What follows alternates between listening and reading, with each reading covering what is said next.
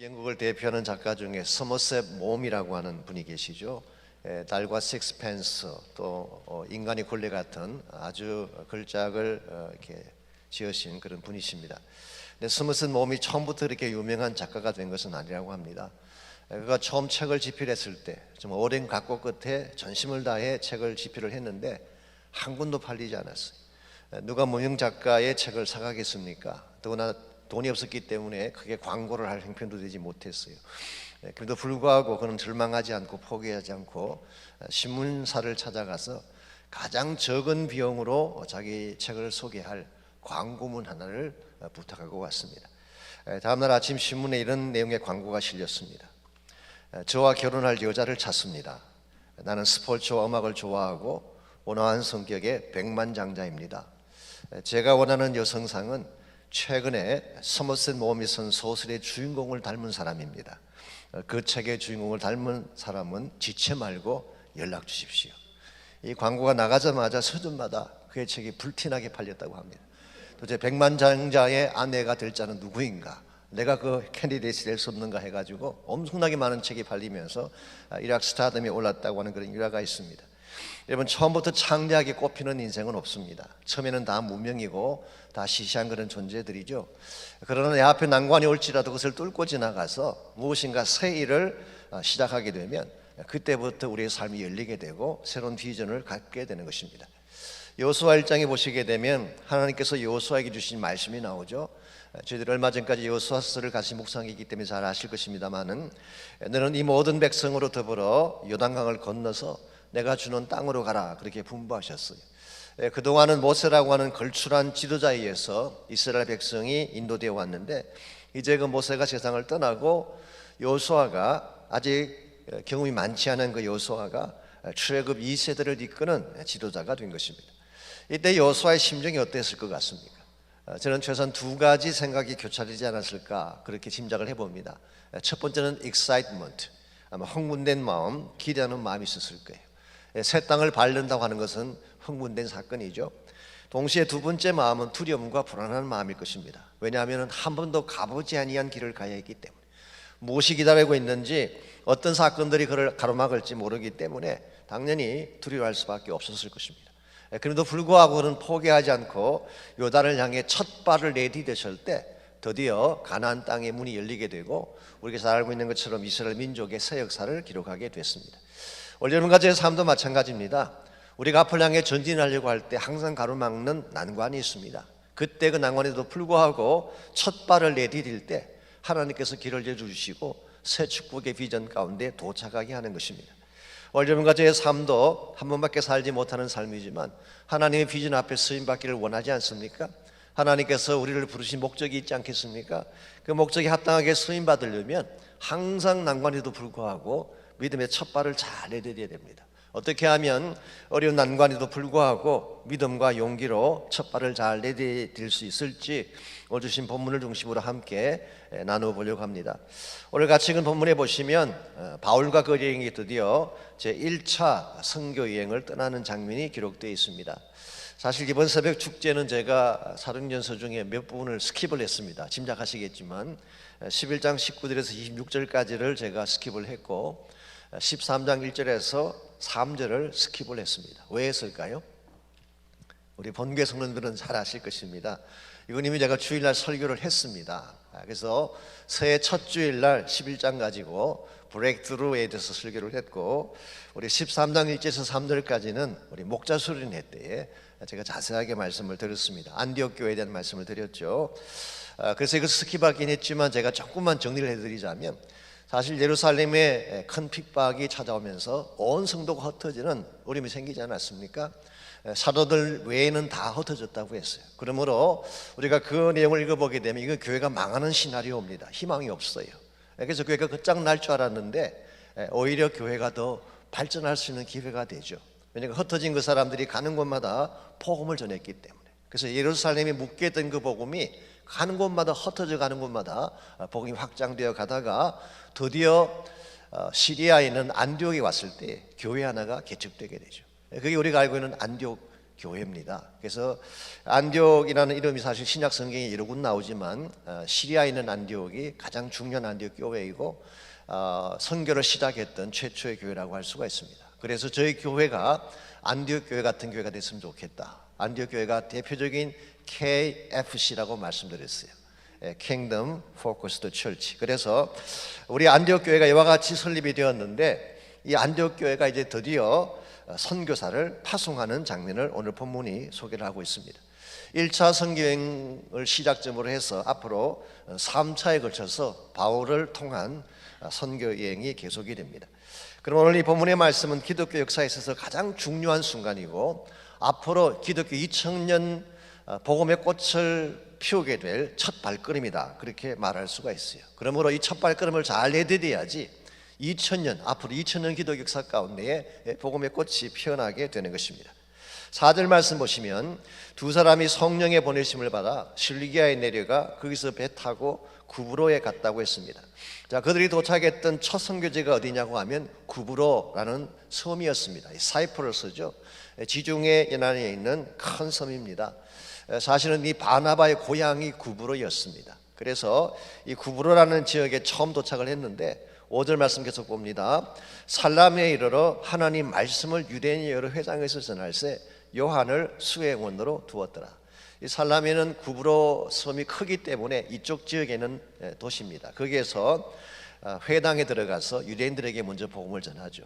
앞으로도 사도 바울이 어디를 가든지 선교 정책 중에 하나가 항상 그 지역에 들어가면 유대인의 회당에 들어가서 먼저 복음을 선포하고, 그래서 유대인에게 먼저 복음을 전하고 그 다음에 이방인에게, 그리고 가능하면 대도시 중심의 선교를 하는 것이 바울의 선교 정책 중에 하나였습니다.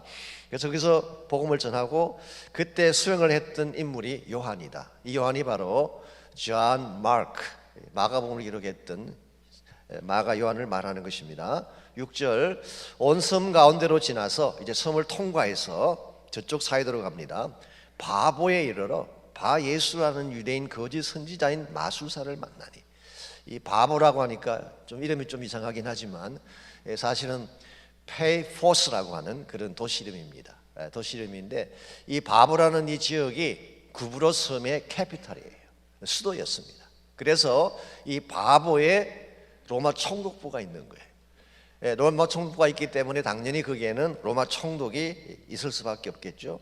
그 로마 총독의 이름을 오늘 본문에서는 서기오 바울이라고 그렇게 표현하고 있습니다. 서기오는 설지오라는 단어에서 나왔죠. 그래서 설지우스 파울로스라고 하는 로마 총독이 거기에 등장을 하게 됩니다. 그래서 바울 입장에서는 굉장히 좋은 기회가 왔죠. 로마 총독에게 복음 전할 수 있는 찬스가 왔으니까. 그래서 이 로마 총독에게 복음을 전하려고 준비를 하는데 뜻밖의 방해자 하나가 등장한 것입니다. 그 방해자가 바로 바 예수라 하는 유대인. 이 바라고 하는 것은 아들이란 뜻입니다. 직역하면 son of Joshua 혹은 son of Jesus 그렇게 번역할 수 있는 거예요. 그래서 이건 보편적인 유대인의 이름 중에 하나이고 유대 사회에서는 흔히 볼 수 있는 그런 이름인데요. 이 사람이 총독과 함께 있었다고 한 것을 보면 아마도 총독 관저에서 일을 하는 유대인이 있었던 것 같습니다. 그런데 이 사람이 오늘 본문에 보니까 마술사라고 이렇게 표현하고 있어요. 거짓 선지자이면서 마술사였다. 마술사가 하는 일이 뭔지 아시죠? 눈속임을 하는 것입니다. 마술은 진짜가 아닙니다. 이 마술을 보고 속으시면 안 돼요. 이 마술사는 눈속임을 하는 것입니다. 눈속임을 하는 사람이고 더구나 거짓 선지자였다고 표현한 걸 보면 이 사람은 진짜 선지자가 아니라 가짜였던 사실을 알 수가 있죠. 이 사람이 8절을 봅니다. 이 마술사 엘루마는 아마도 바예수의 별명이 엘루마인 것 같습니다. 마술을 계속 행했기 때문에 이 사람의 이름을 엘루마라고 지칭한 것 같아요. 엘루마라는 말의 뜻은 아람어인데 번역하면 마술사라는 뜻입니다. 이 마술사 레마는 그들을 대적하여 총독으로 믿지 못하게 힘을 썼다고 했어요. 이제 사도 바울은 총독에게 복음을 전하고 싶어 하는데 이 마술사가 중간에 나와서 정말 믿지 못하도록 방해를 하고 노력을 한 것입니다. 이 사람은 생각보다 쉽지 않는 대적이었어요. 바울로서는 처음 만난 대적이지만 강적을 만난 것입니다. 10절 말씀 보시면은 이 사람에 대한 소개가 자세하게 나와 있습니다. 이르되 모든 거짓과 악행이 가득한 자라고 했습니다. 이 사람의 특징이 뭐냐고 하면 간사하고 간교하고 거짓말을 하는 사람, full of deceit and trickery.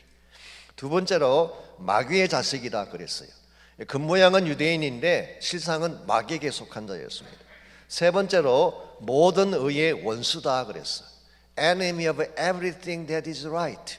이 바른 일을 하려고 하는 것은 다 깐깐히 나서서 방해하는, 무조건 반대하는. 교회 생활 가운데서도 좀 영적인 일을 하자 그러면 무조건 반대하는 분들 계시잖아요. 이 바로 모든 의의 원수. 네 번째로 주의 바른 길을 굽게 하는 자. 이 굽게 한다는 말이 트위스트 한다, 디스톨트 한다 그런 뜻이에요. 하나님의 길을 비꼬고 뒤틀어서 잘못되게 만드는 것. 그래서 진리의 길, 복음의 길을 막아서고 삐뚤게 만들고 그 결과 하나님을 믿지 못하게 만드는 이런 자가 바로 오늘 본문에 나오는 바예수 마술사였습니다. 이런 자를 대하는 거 쉽지 않아요.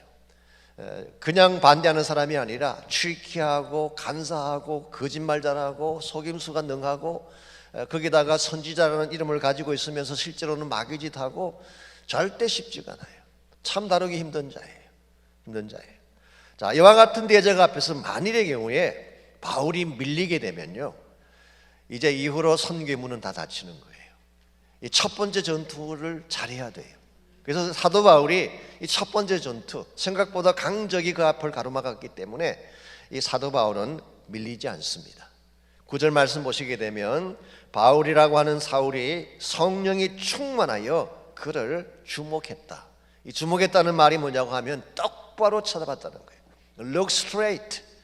전혀 뒤로 물러서지 않고 뒷걸음 치지 아니하고 정면 돌파를 한 것입니다. 그리고 11절 12절입니다.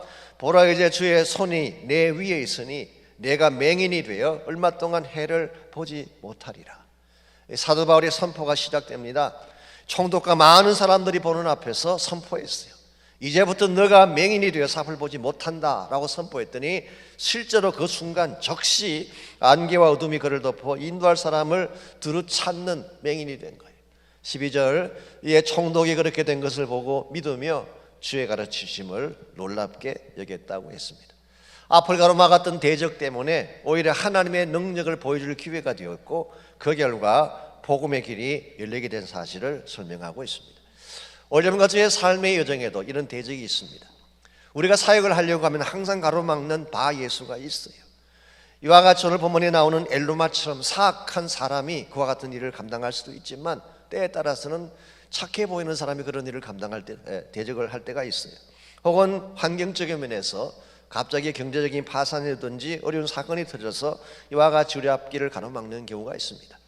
우리 앞길을 가로막는 대적이 누구이든지 어떤 상황이든지 여러분은 뒤로 물러서면 안 돼요. 이걸 넘어서야 돼요. 이걸 넘어설 때에 하나님이 기적도 베풀어 주시고 하나님이 예배하신 더 위대한 비전을 이루게 하시는 것입니다.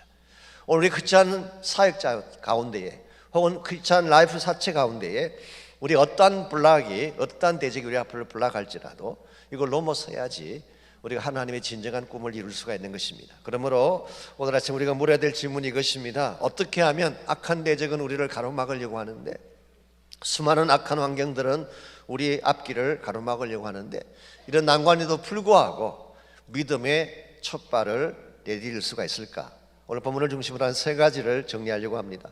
우리가 난관에도 불구하고 믿음의 첫 발을 혹은 비전의 첫 발을 내디디려면 제일 첫 번째로 필요한 것이 바른 자아상을 갖는 것입니다.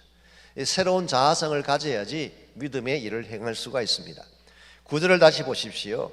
구절을 보시면요, 바울이라고 하는 사울이 그렇게 되어 있어요. 여기 처음으로 사울의 이름이 바울로 불리워지고 있죠. 그리고 이 말씀 이후로는 더 이상 사울이라는 이름을 쓰지 않고 바울이라고만 불리게 됩니다. 흔히 그렇게 설명을 많이 하죠. 이 사울이 다메섹 도상에서 예수님 만난 이후에 이름을 바울로 바꾸었다, 그런 이야기를 흔히 많이 하고 또 실제 주석가들 가운데도 그렇게 말하는 주석가들이 없잖아 많이 계십니다. 그런데 과연 그것일까요? 좀 더 크리에이티브 하신 분들은 이렇게까지 설명을 합니다. 사울이라는 이름은 큰 자인데 바울이라는 이름은 작은 자이다. 그래서 이 사울이 예수님 만나기 전까지는 교만했다가 예수 만난 이후엔 작은 자가 됐다. 그렇게 아주 창조적인 설명하는 분도 계시고, 사울이라는 이름은 파괴자라는 뜻이고 바울이라는 이름은 세우는 자라는 뜻이다. 뭐 여러 가지 설명들을 하시는데요, 사실 이것은 근거가 거의 없습니다. 근거가 거의 없습니다. 사도행전 9장 이후에 보시면요, 이 사울이 예수 믿은 이후에도 누가는 여전히 그를 사울이라고 부르고 있어요. 심지어 안디옥 교회에서 사역을 할 때도 사울이라고 불렀어요. 그러므로 이것은 개종과 관련된 케이스가 아닙니다. 개종한 사건을 기준으로 해서 사울이 바울이라는 게 아니에요. 오히려 오늘 본문을 보시게 되면은 새로운 사역과 관련된 것을 알 수 있습니다. 이제 하나님께서 이 사울을 미셔너리가 되게 하셨어요. 이방 가운데 들어가서, 특별히 그 당시는 로마가 다스리는 시대였기 때문에 대다수의 지역들이 다 로만 프로빈스, 로마령에 속한 지역들이었습니다. 그러므로 이방 사회에 들어가서 로마가 다스리는 그 지역에 들어가서 복음을 전하려면 그들이 사용하는 이름을 쓸 필요가 있었던 것이죠. 그래서 이름을, 사울이라고 하는 것은 히브리 이름입니다. 소울이죠. 히브리 이름이에요. 히브리 1대 왕의 이름이 누구였어요? 사울 왕이었잖아요. 그 사울이라는 이름 뜻 자체는 히브리식 표현이에요. 똑같은 이름이지만 발음은 비슷하지만 이걸 로마식으로 바꾸되면 파울로스가 돼요. 같은 뜻이고 같은 이름인데 그렇게 발음을 그렇게 바꾼 것입니다. 예를 들면 이런 것입니다. 한국의 R.A. 토리 신부님 말씀드렸잖아요. 그분이 한국에 사역하실 때는 대천덕 신부라고 이렇게 불렀어요. 대천덕.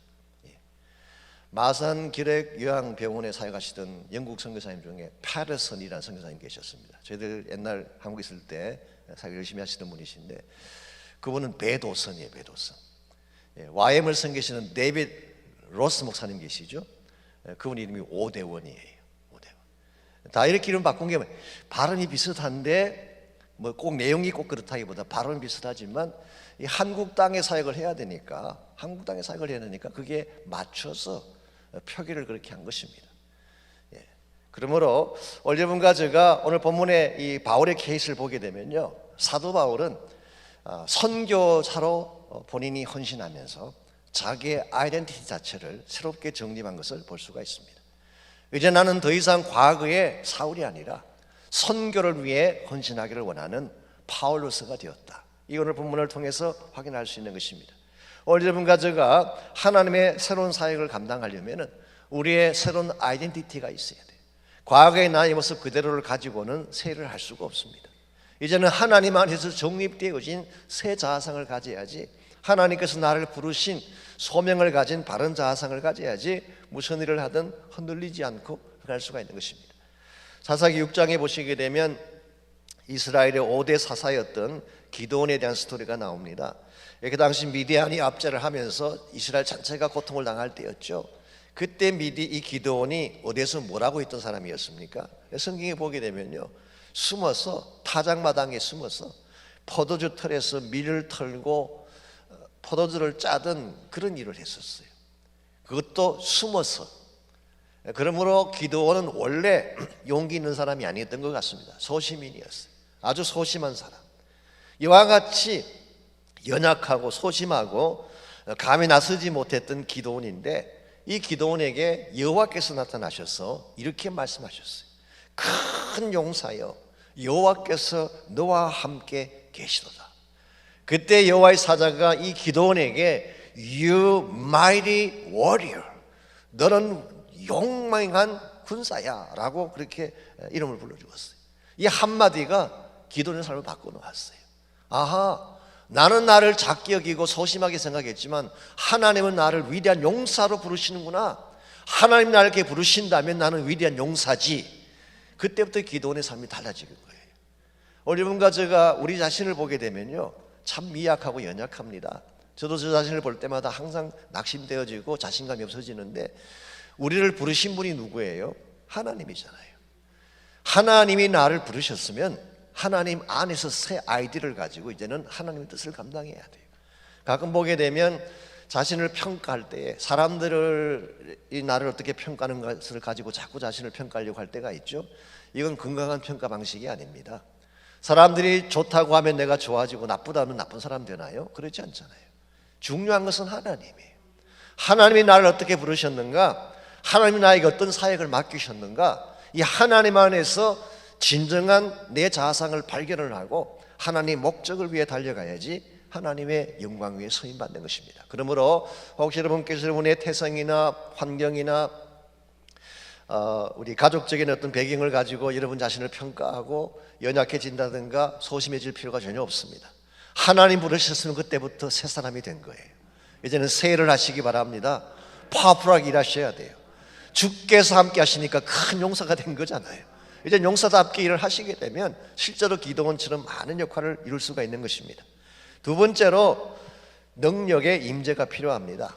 이 바울은 이름만 바꾼 것이 아니라 그를 통해 일하실 능력의 원천 자체를 바꾸었어요. 그 능력의 원천이 무엇일까요? 9절을 계속 보십시오. 바울이라고 하는 사울이 성령이 충만하여 그랬어요. 이 바울에게 있어서 새로운 능력의 원천은 성령입니다. 이제부터는 성령의 능력으로 초자연적인 역사를 이루겠다는 것이 사도 바울의 삶이라고 할 수가 있습니다. 여러분과 제가 인생을 살아가면서 우리 삶의 영역 가운데에 우리 힘과 노력으로 되는 일도 있습니다. 우리가 노력하면 이룰 수 있는 일이 없는 건 아니에요. 예를 들면은 열심히 공부하면 좋은 성적 낼 수 있잖아요. 부지런히 일하면 돈 좀 더 벌 수 있잖아요. 미모가 조금 딸리면 돈 쓰면 되잖아요. 이런 것들은 우리가 얼마든지 마음 먹으면 노력하면 할 수 있는 거예요. 그런데 인생의 어떤 문제는 우리 힘만으로 안 되는 게 있습니다. 생명에 대한 건 우리 힘으로 안 돼요. 복음의 문을 열고 하나님 나라를 세우는 것은 우리 힘으로 안 돼요. 자녀의 삶이 변화되어지고 절망의 문제가 떠나가고 악한 영을 이기게 되는 건 우리 힘으로 되는 거 아니에요. 이와 같은 것은 초자연적인 능력이 필요한데 하나님 우리에게 주신 초자연적인 능력이 뭐냐? 우리 안에 오신 성령님이에요. 우리 심령 가운데 내주하시는 그 성령께서 파워를 갖게 되면 그때 세상에 감당할 수 없는 능력자가 되는 거예요. 우리 자신에게 무슨 힘이 있겠어요? 나에게 무슨 능력이 있겠어요? 내가 어떻게 세상을 이기고 악한 영들을 이길 수 있겠어요? 그러나 내 안에 오신 성령이 일하기 시작하면 이길 수 있어요. 이걸 여러분이 믿으셔야지 무슨 일을 감당하든 포기하지 않고 앞을 향해 나갈 수가 있는 것입니다. 제가 얼마 전에 중국기도 축제를 준비하면서 읽었던 책이 한 권이 있는데요. 이 존 다슨이 쓴 책입니다. 조이 다슨이라고 아시죠? YM 사역자 중에 아마 그분의 아들 같은데요.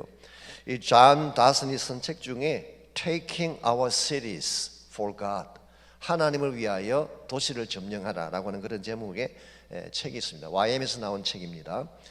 거기 보게 되면 이 존 다슨이 체험했던 이런 체험기 하나가 소개가 되어 있는데요. 한 번은 50여 명의 YM 학생들을 이끌고 전도 여행을 떠났습니다. 멕시코로 전도 여행을 떠났어요. 엘파소를 지나서 멕시코 국경에 도착을 했는데 이 국경을 넘어가다가 검문소 앞에서 충돌 사고가 났어요.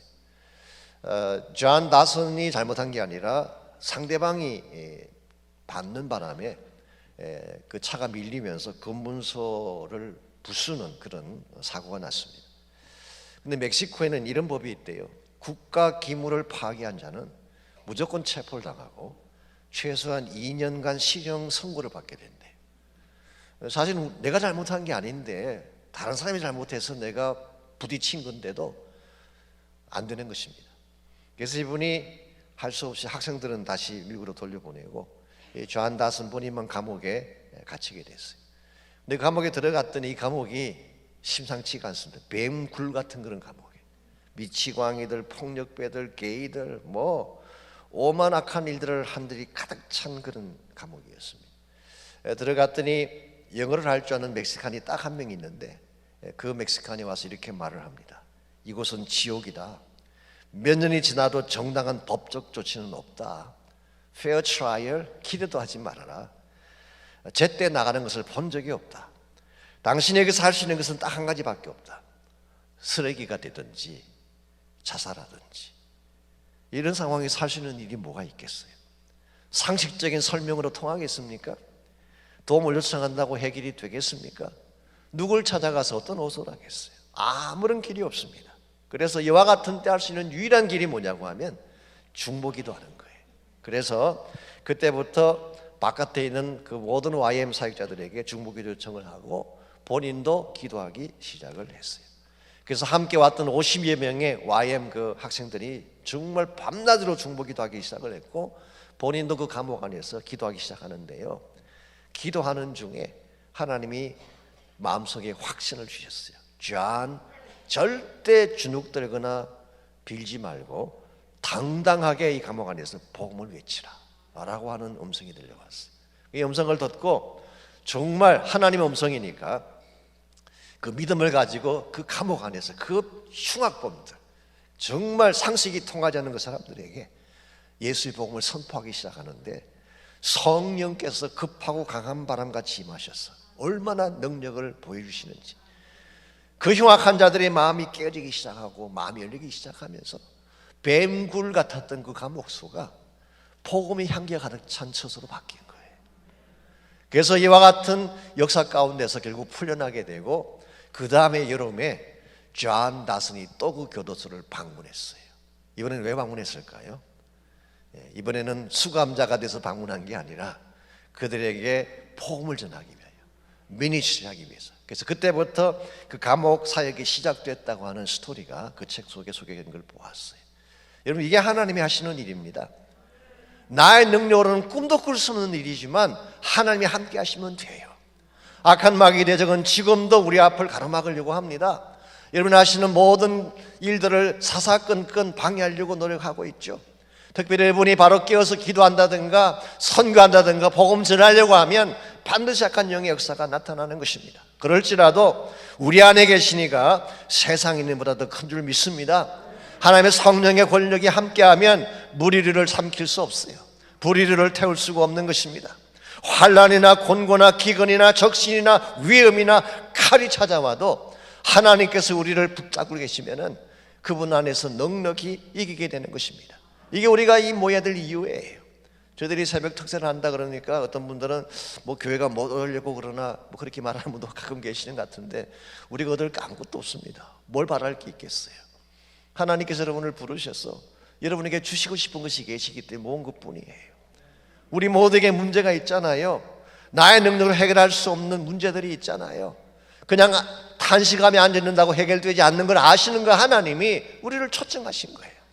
내가 너에게 응답해 주마, 내가 답을 주마, 두려워하지 말고 나와서 기도해라. 기도하면 역사가 일어난다고 말씀하시는 거예요. 그러므로 여러분과 제가 이번 이 특세를 가볍게 여기지 마시고 정말 소중히 여기시기 바랍니다. 그리고 하루도 빠지지 않고 나오셔서 기도하시기 바랍니다. 그래서 나의 능력이 아니라 성령의 능력을 받을 때 우리 삶이 변화되게 되고 어떠한 난관이 가로막아도 이기게 되는 것입니다. 마지막 세 번째로 우리가 발걸음을 멈추지 않고 계속 전진해 가려면 선포하는 용기가 있어야 됩니다. 내가 누구인지를 발견하는 것도 중요하고 또 능력을 받는 것도 중요하지만 이 능력을 사용해야 된다, 그런 뜻이에요. 사용해야지 능력이 되는 것입니다. 오늘 본문의 말씀 9절에서 11절까지를 다시 보십시오. 바울이라고 하는 사울이 성령이 충만하여 그를 주목했다고 했습니다. 주목했다는 말은 딱 꼬라보았다는 뜻이에요. 이 조폭들이 쓰는 말이 있잖아요. 눈 까라 그런 말이 있잖아요. 눈 안 깔면 죽여 그런 말이 있는데 바울 경우는 눈 안 깔았어요. 눈 똑바로 뜨고 본 거예요. 주목한 것입니다. 그리고 나서 10절에서 너가 어떻게 악한 자라는 사실을 그가 선포한 후에 11절에서 이제 주의 손이 내 위에 있으니 너가 맹인이 되리라. 이게 바로 선포하고 있는 장면이에요. 지금 사도 바울은 악한 대적 앞에 서서 두려워하거나 쫄고 있는 상태가 아니라 오히려 믿음의 능력을 선포하고 있는 거예요. 너가 나를 대적하려고 하지만 no way. 너가 나를 무너뜨리려고 하지만 내 안에 계신 하나님이 있는데 절대로 no way. 그러므로 내가 선포한다. 너 안에 있는 악한 영이 떠나가고 두려움이 떠나가고 악한 모든 생각들이 떠나가고 너의 손을 하나님께서 건드리시면 너는 이 자리에서 쓰러지게 된다는 사실을 말한 거예요. 그 결과 실제로 그가 맹인이 되었고 이것을 본 총독을 비롯한 많은 자들이 하나님을 믿게 되는 그런 역사가 일어났다고 말씀하고 있습니다. 여러분과 제 삶 가운데도 이와 같은 선포가 필요합니다. 우리는 악한 마귀를 보게 되면 두려워하고 도망치려고 하는데요, 도망치면 집니다. 에베소서 6장을 보시게 되면 우리 그 영적 무기에서까지가 나오잖아요. 그 무기 가운데 우리 등을 보호하는 무기는 없어요. 등을 돌리는 순간 여러분은 지는 거예요. 항상 앞을 가로막는, 흉배도 그렇고 예띠도 그렇고 방패도 그렇고 칼도 그렇고 투구도 그렇고. 그러므로 여러분은 마귀가 찾아왔을 때 도망치면 안 돼요. 야고보서 4장 7절은 이렇게 권면하고 있습니다. 마귀를 대적하라, 그리하면 너희를 피하리라 그랬어요. 마귀를 대적하면 마귀는 떠나가는 것입니다. 여러분과 제가 아무리 문제가 생겼을 때에 의논하고 회의하고 토의해도 이것으로 이길 수가 없습니다. 그런데 여러분이 믿음으로 선포하게 되면 하나님이 역사하는 거예요. 하나님 여러분과 저에게 어떤 권세를 주셨는지 아십니까? 요한복음 1장 12절 말씀 보시게 되면 영접하는 자 곧 그 이름을 믿는 자들에게는 하나님의 자녀가 되는 권세를, authority를 주셨어요. 이 권세라고 하는 것은 사용하면 파워가 나타나는 것입니다. 오늘 많은 그리스도인들이 이 놀라운 권세를 받고도 사용하지 않았어요. 우리에게 주어진 최대의 권세는 예수 그리스도 이름의 권세입니다. 나사렛 예수 그리스도 이름으로 선포하게 되면 성전 미문 앞에 구걸하던 안전뱅이가 일어나는 것입니다. 환자가 치유되는 것입니다. 하늘이 열리게 되고 악한 영들이 떠나가게 되는 것입니다. 이런 의미에서 정말 여러분과 제가 무슨 문제를 당하든지 뒤로 물러서지 말고 이제는 예수 이름의 권세를 가지고 앞을 향해 나가시기를 바라고 선포하며 기도하시기를 바랍니다. 악한 영이 떠나가도록, 악한 대적이 다 물러가도록 하늘이 열리고 하나님의 성령께서 임하시도록 여러분 선포하시기를 바랍니다. 주님의 임재에 온 땅이 흔들리고 우리의 기도에 하늘 문이 열릴 줄 믿습니다. 이 선포를 가지고 나갈 때에 실제로 하늘 문이 열리게 되고 하나님 사이적 기적들이 일어나게 되는 것입니다. 그러므로 오늘 아침에 우리가 함께 기도하기를 원하는데요, 여러분이 예수 그리스도 이름의 권세를 갖고 기도하시기를 바랍니다. 예수 이름의 권세로 기도할 때 악한 대적이 떠나갈 거예요. 하늘 문이 열리고 기적의 담비가 쏟아질 거예요. 질병이 떠나가고 중독이 떠나가고 절망이 떠나가고 우리를 얽매는 모든 사슬들이 끊어지게 되고 하나님 사이에 놀라운 자유함의 역사들이 일어나게 될 것입니다. 그러므로 이 시간에 한번 정말 나사렛 예수님의 권세를 붙잡고 무슨 문제든지 어떠한 대적이든지 여러분 담대하게 선포하며 기도하시기를 바랍니다. 우리 한번 합심해서 기도하겠습니다.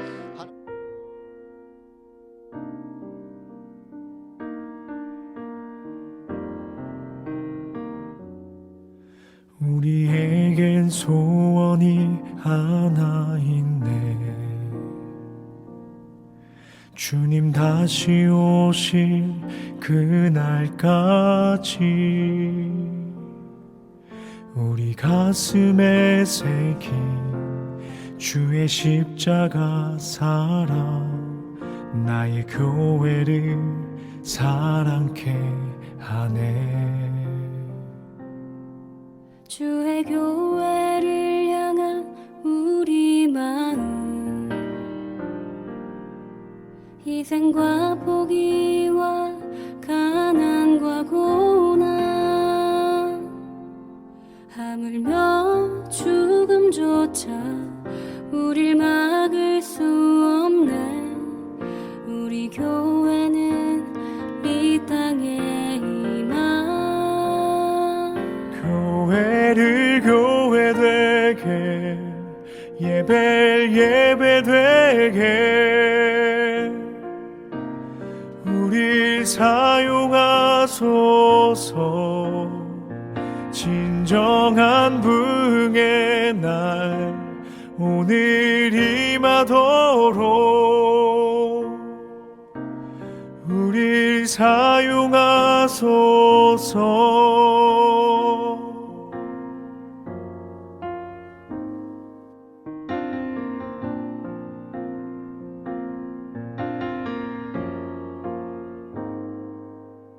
주의 교회를 향한 우리 마음, 희생과 포기와 가난과 고난, 하물며 죽음조차 우릴 막을 수 없네. 우리 교회는 이 땅에 임한 교회를 교회 되게 예배를 예배 되게 사용하소서. 진정한 부흥의 날 오늘 임하도록 우릴 사용하소서.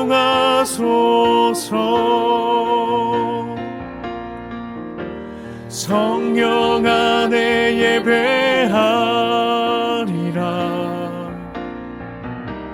자유의 마음으로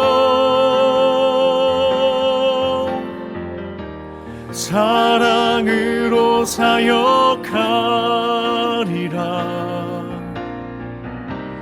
교회는 생명이니 교회를 교회되게 예배되게 우릴 사용하소서. 진정한 부흥의 날 오늘 임하도록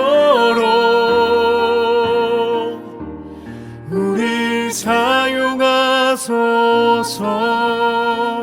진정한 부흥의 날 오늘 임하도록 우릴 사용하소서.